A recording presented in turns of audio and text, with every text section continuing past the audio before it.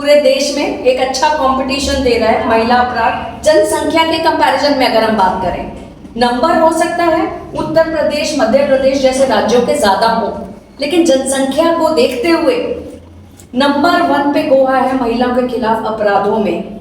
और अगर हम नंबर्स की बात करें, 2025 में 2050 केस रजिस्टर हुए।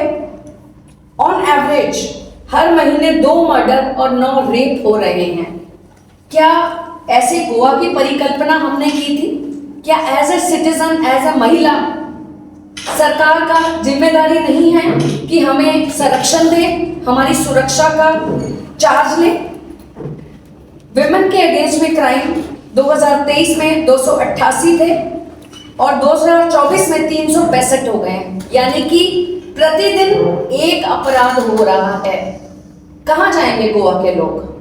किसके पास उम्मीद से जाएंगे जब सरकार खुद, जब रक्षक आपका भक्षक बना हो, जब आपके काउंसलर के बेटे आकर अपराध करेंगे, तो आप कहां जाएंगे लोग उम्मीद लेकर? केले आसतले व्हडली व्हडली उतरां आयकपाक येयली स्मार्ट सिटी। म्हाका दिसता इंटग्रिटी आज पळोवप दवरप ह्या आसा ते सरकारान बसलेल्या आमदारांनी मंत्र्यांनी, आनी विचार करून स्टेटमेंटां करप, अशी बेश्टीत बेजबाबदारीपणा दाखोवन कसले स्टेटमेंटां करप न्हू।